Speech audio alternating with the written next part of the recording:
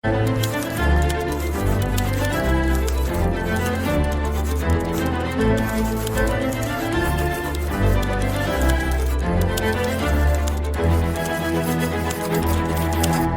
chegamos ao 16º episódio de Português Suave, sabe mesmo bem dizer isto, último episódio do ano na Rádio Observador, em podcast. Marco, nunca sabemos porque... Pode ser o primeiro do ano de 2026, se alguém estiver a ouvir. Exato, nunca sabemos, pode ser o primeiro, pode ser o último, enfim. O meu nome é João Costa e Silva e a partir de agora tenho comigo também o José Rafael Lopes, mas José, vou-te já dizer... Olá, Marco. Olá. Que isto não se faz sem o Marco Neves, Claro que é o não. especialista de serviço em língua portuguesa, estrela do TikTok. E Marco, tu queres fazer aqui uma achega, não é? Não, eu só para te dizer que não é só no TikTok, mas também no Instagram. Hoje eu tenho de avisar que isto, o Natal, foi um bocadinho complicado e por isso eu até não me importava de ficar a ouvir-vos a falar. Nós não, nós queremos mesmo ouvir-te, não é? Estou com aquelas... Tem direito ao seu palco. Estou com aquelas constipações de à antiga. Olha, a antiga é uma boa expressão, porque é que nós dizemos a antiga? Ou à moda antiga, Ou à não é? moda antiga. Costuma ser. Vamos falar disso num destes episódios. Mas pronto, mas não, sim, estou Marco, aqui. o que é que vamos falar esta semana? Vamos falar de muita coisa. Vamos falar de marmote, de avião, vamos fazer uma viagem à volta do mundo e vamos falar também aqui de uma dúvida que tem aparecido nas últimas semanas, que é estádio ou estadio. Não sei se alguma vez... Já falámos disso aqui falámos disso. e vamos finalmente dar resposta. Tive de pedir ajuda, já vos vou explicar. Mas pronto, já lá chegamos. Vamos a isso. Vamos então à primeira rubrica, a língua nas notícias.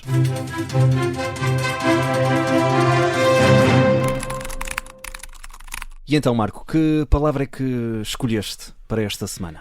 Vou-vos fazer uma pergunta, que se tivessem sido escolher uma palavra das notícias desta semana, o que é que teriam escolhido? Tem assim alguma... O que é que esta semana vos lembra? Tem... Compras. Compras Pode ser consoada. Consoada também. Olha, consoada é um bom... Eu quero saber que há muita gente que não usa a palavra consoada. Nós falámos na semana passada, porque eu disse que, aliás, na minha família... ceia, não é? O ceia de Natal, A ceia é mais à noite do que propriamente... pelo menos a minha distinção é consoada, é o jantar às 8 da noite. A ceia é quando comes meia-noite. Porque esse é o sentido que nós damos à palavra ceia. Na verdade, ceia queria dizer jantar antigamente e por isso ainda se pode usar em certas zonas, pelo menos, para ceia de Natal. Mas pronto, mas não é nada disso que eu escolhi, não escolhi nada dessas. Aliás, a palavra consoada também é interessante, mas não é nada dessas. Eu pensei no marmote, porque fez 20 anos que tivemos aquilo que nós hoje chamamos de tsunami, aquele famoso tsunami no Índico, não é propriamente uma notícia agradável. Foi uma notícia de Natal de há 20 anos que me lembrou da palavra, mas vou deixá-la para os mitos, porque há um mito associado à palavra marmoto. Já lá vamos. E pensei também, infelizmente, por causa de uma notícia que também tivemos, nenhuma destas notícias foi boa. Nós estamos naquela semana especial entre o Natal e o fim de ano. E gostávamos de dar boas notícias, mas não é? Pronto, não consegui encontrar assim nada de boas notícias, então pensei no avião, porque houve um avião que caiu e que não é... Vamos pensar nisto ao contrário. Por que razão é que é uma notícia um avião cair? Porque é incomum. É muito pouco comum. Sim, infelizmente. Os aviões caem muito pouco, por isso quando caem está nas notícias. E por isso pensei em falar da palavra avião. A palavra avião é curiosa, porque se nós pensarmos bem de onde é que isto vem, nós quase podemos ver ali que o avião é uma ave grande. É um avião. Okay. Não sei se concordam que nós podemos pensar que aquilo é um passarão. Sim, é a primeira imagem mental que me passa para mim, é mesmo essa. Quando era mais pequeno era uma ave grande. E não deixa de ser verdade, só que houve uma história aqui no meio muito curiosa, porque nós fomos buscar a palavra avião ao francês, avion, e ao contrário da maior parte das palavras que nós temos no nosso dicionário, esta tem um pai preciso. Nós sabemos que é Clément Ader. Eu espero estar a pronunciar isto bem, porque os nomes franceses também são sempre um bocadinho arriscados. Era um engenheiro que criou vários protótipos de máquinas voadoras. Ele não é o considerado o pai da aviação, porque nós sabemos que os irmãos Wright, exatamente, são normalmente considerados, embora os brasileiros não concordem, mas isso fica para outro episódio. Os brasileiros têm também o seu próprio fundador da aviação e eles diriam outra coisa completamente diferente, mas não vamos entrar por aí hoje.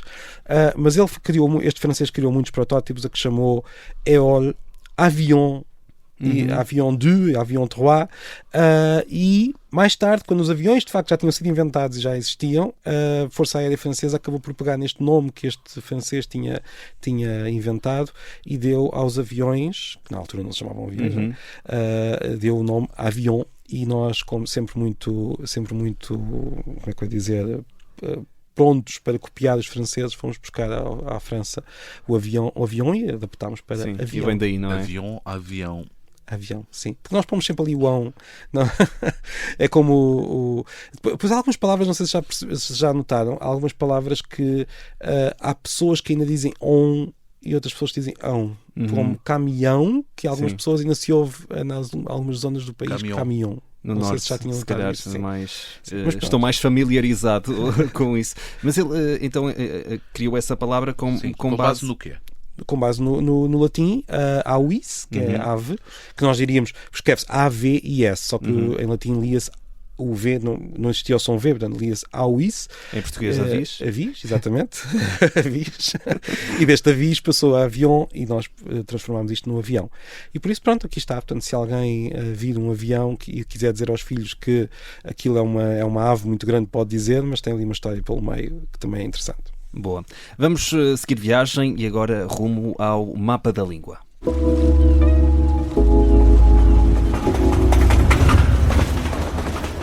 E Marco, no mapa da língua desta semana, vamos até onde? Vamos muito longe? Sim, vamos muito longe. Eu sei que as pessoas gostam muito de ver as diferenças que nós temos na nossa língua dentro do nosso país, mas nas últimas semanas não temos feito isso, mas havemos de voltar. Prometemos para 2025 voltar a ver o que é que se diz em Trás-os-Montes, no Alentejo, eu adoro esses episódios. No Algarve.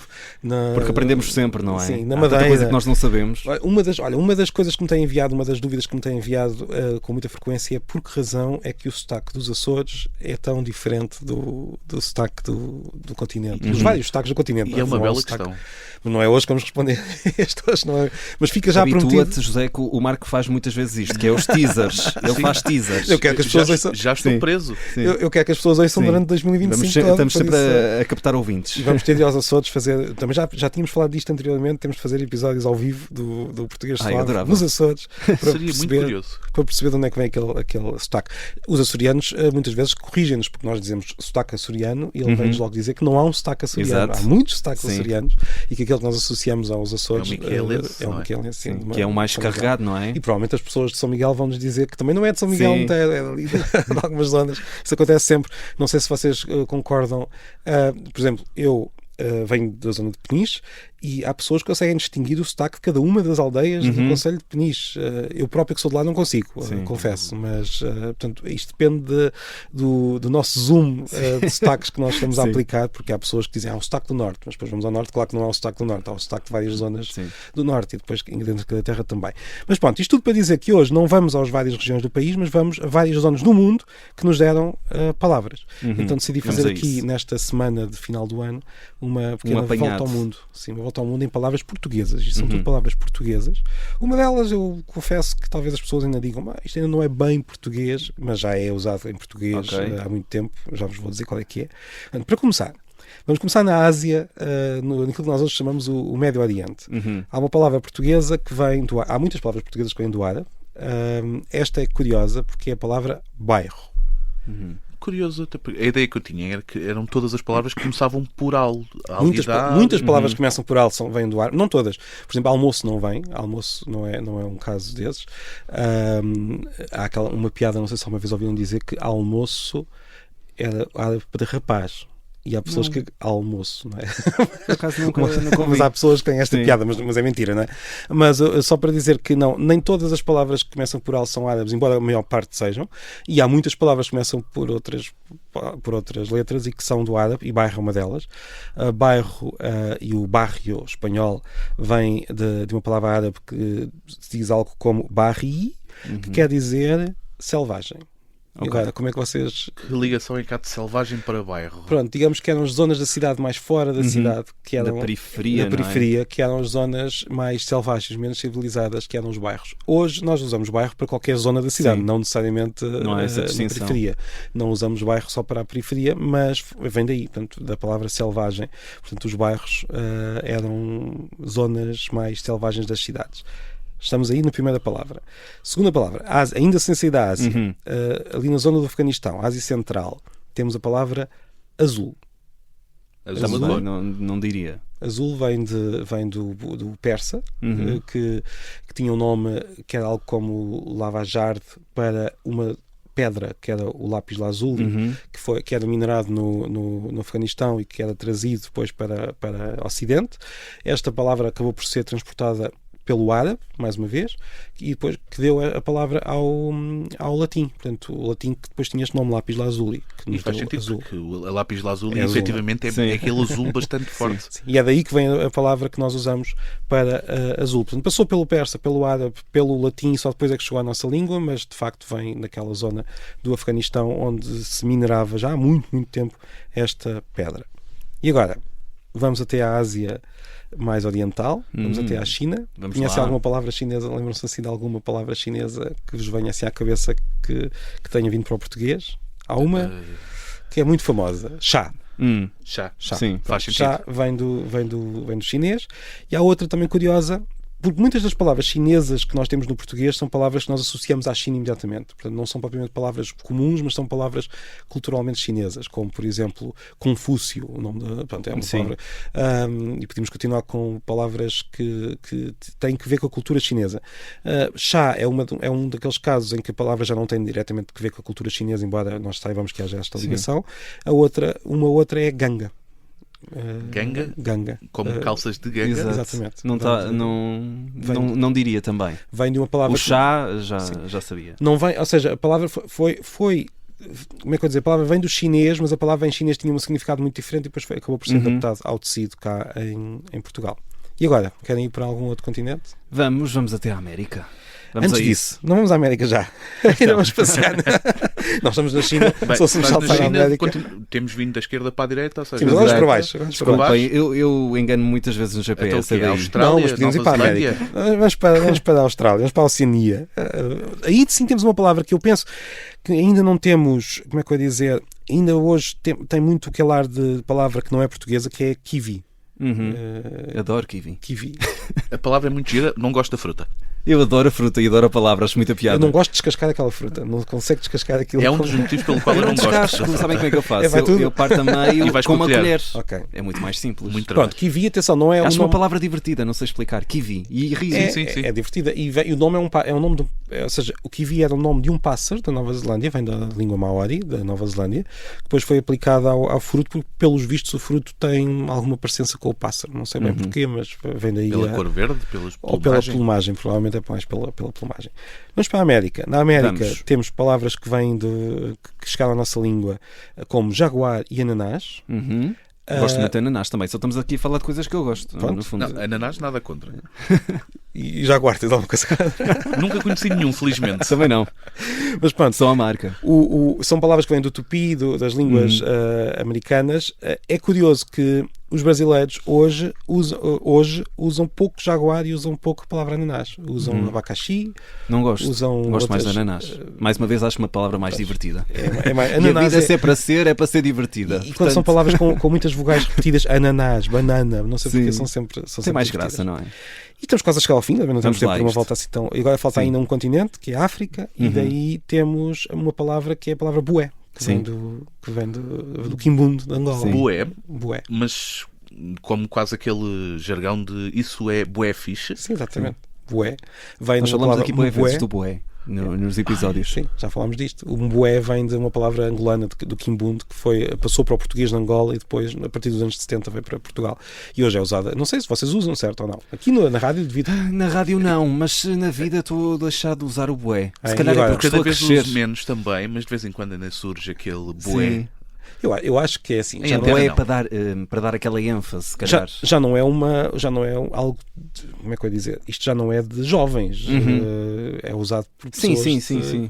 Foi usado no Shrek. Era o bué longe. Sim. E o Shrek já não é provavelmente uma coisa de agora, não é? Mas pronto.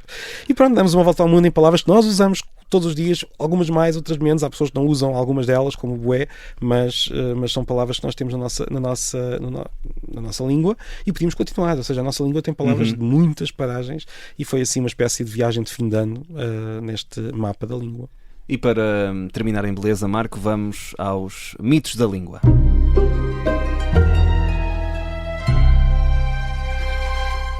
E Marco, tu já fizeste aqui um pequeno teaser. Vamos falar de um mito relacionado com marmoto. Sim, marmoto. É a palavra... Marmoto ou marmoto? Eu agora disse marmoto.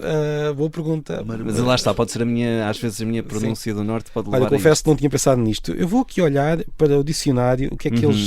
o dicionário da primeira me diz marmoto, portanto eu estaria a dizer mal, peço desculpa. Fica marmoto, peço desculpa a quem me estava a ouvir. Eu por acaso ouviu, não sei porque eu tinha tendência para marmoto. Passaram à frente. Só está no podcast. Olha, mas a questão é, muitas pessoas estão convencidas que esta palavra significa um terremoto que ocorre no mar, com como é que se diz? O epicentro no mar. Terremoto porque é na terra, marmoto porque é no mar. Só que, na verdade, o significado desta palavra em português, e que está nos dicionários ao longo dos séculos, era mesmo o efeito que um terremoto tem no mar, ou seja, a onda, não portanto, no fundo o tsunami é o que nós chamávamos em português marmoto e que estamos a substituir por essa palavra de origem japonesa. Tanto assim é porque o famoso terremoto de 1755 na verdade teve o epicentro no mar. Portanto, se marmoto que significasse terremoto com epicentro no mar, nós tínhamos tido um marmoto de 1755. E esse terremoto teve essa onda gigante, mas na verdade o significado tradicional em português é mesmo a onda gigantesca que se cria por causa de um terremoto. Tanto pode ser no mar como pode ser na terra. Portanto, no fundo, terremoto é a Terra a tremer, mas neste caso é a Terra no sentido do planeta a tremer, não necessariamente o choque das placas tectónicas. Sim, exatamente, tectónicas. Não necessariamente o epicentro. Ou seja, onde é que é o epicentro é relativamente indiferente para a palavra que nós usamos. Portanto, é uma espécie de mito dizer que marmoto tinha de ser a palavra que nós temos de usar sempre que o terremoto tem um epicentro no mar. Agora, nós também costumamos usar esta secção. Eu até acho que nós devíamos pensar nisto, já que temos agora uma nova configuração aqui de quem está aqui a conversar. Sim. Nós devíamos pensar em ter uma quarta secção, porque temos sempre as dúvidas que não estão dentro de nenhuma secção. E aqui a dúvida que já está aqui há não sei quantas semanas a marinar, vou perguntar essa pergunta que me estava, essa palavra que me estava a falhar, é estadio ou estádio, não é? Porque foi o Luís Aguiar Conraria que me enviou isto há umas comentador semanas, aqui da Rádio Observador. E eu prometi na altura que ia resolver isto, ou pelo menos ia falar disto, e confesso que é algo curioso e vou pedir ajuda a alguém que já escreveu sobre isto, que é o Paulo Barata, que aliás eu conheço à distância, nunca falei com ele ao vivo, mas já falei muitas vezes com ele pelo Facebook, que é consultor de ciberdúvidas, e que escreveu um pequeno texto há uns anos, em 2014, já fez 10 anos, sobre isto. Eu confesso, antes de ter recebido a dúvida, eu não sabia que havia este problema. Portanto, o problema é o seguinte: nós temos a palavra estádio para significar fase, por exemplo, de uma doença, do cancro, por exemplo. E temos a palavra estado, que significa algo um bocadinho diferente. Portanto, estádio é a fase quase numérica, não é? Temos o estádio 1, 2, 3, 4. E estado é a situação em que alguma coisa está, independentemente de estar numa fase determinada. E eu não tinha percebido, mas há muitos médicos que dizem estadio. Eu até tinha a impressão que eles iam estágio. Em estágio. Mas estágio penso que já é outra. Acho que é outra variante. E ainda temos um problema mais. Pronto, a minha pergunta não vamos meter-nos porque não vamos apertados. Exato. A pergunta, portanto, que o Luís tinha enviado é qual é que é a forma correta, e em todos os dicionários, em todos os pontos de referência, é estádio. Mas os médicos, de facto, muitos dizem estadio. Tive um médico que até me enviou uma mensagem a dizer que usava estadio até alguém lhe ter dito para ir ao dicionário e depois começou a evitar a palavra, tanto uma como outra, porque os colegas dizem todos estadio e ele também não queria estar a dizer de forma diferente, de forma diferente. E temos aqui uma situação de tensão entre aquilo que na verdade está nos dicionários, como o Paulo Barata descreve no Ciberdúvidas, num artigo que diz estado, estádio e estadio, em que ele diz que de facto nos dicionários está sempre estádio, e que ele pensa, o Paulo diz que pensa que por influência do verbo estadiar, não sei se conhece este verbo, é um verbo só para os médicos. Estadiar é determinar o estádio da doença. Portanto, por influência do verbo estadiar e por influência ainda de estadiamento, que é outra expressão também usada, eles começaram a dizer estadio e começou a tornar-se uma espécie de jargão dos médicos. E estamos aqui perante uma tensão entre o jargão dos médicos e o que é a utilização comum. Portanto, a resposta é, se estivermos a olhar para a língua que está nos dicionários, que está nas gramáticas, estadio não existe, não está ainda registado. Agora os médicos lá estão a criar uma espécie de pequena palavra diferente que é só existe entre eles. Às vezes é a questão, lá está, um diz e depois vai tudo atrás, não é? Mas é curioso, e eu achei curioso haver esta tensão, esta tendência para, se eu estiverem pessoas que não são médicas, provavelmente se eu disser estadio, fica todo a olhar para mim, mas o que é que ele está a dizer, não é? Mas no meio de médicos... É ao contrário, se alguém disser estádio, pelos vistos já parece haver mas o que é que estás aqui a querer dizer? Diferente, não é? E isto é só para terminar, não que ainda queria dizer uma coisa antes. Não temos muito tempo, Marco. Não temos, eu sei. Isto acontece com todas as profissões e com todos os grupos. Nós temos sempre tendência para criar uma espécie de língua própria para cada grupo. E pronto, não temos muito tempo, fica só cenas dos próximos capítulos. Sim. Nós recebi uma dúvida muito interessante, que é por que razão é que mesa é do género feminino e balcão é do género masculino? De onde é que vêm os géneros? Okay. E por fim, queria desejar um bom Réveillon para todos os nossos... essa palavra. Como é? Réveillon? Os franceses dizem Réveillon. Eu tenho plena noção que digo mal. Então como é que dizes? Réveillon. Pronto, os franceses dizem Réveillon. Mas o que é curioso é que em francês esta palavra quer dizer véspera, tanto de Natal como de fim de ano. Nós é que já demos aqui um significado só para o fim do ano. Réveillon é festa. Boa passagem de ano. Boa passagem de ano. Há bom moda portuguesa, não é? Sim. Para os dois e também para os nossos ouvintes. Não se esqueçam que podem sempre também enviar dúvidas para português suave, com os 2 S e sem o acento circunflexo, @observador.pt. O Marco volta em 2025, isso é uma certeza. Pronto. Até lá, Marco. Um abraço. Obrigado. E a todos os ouvintes.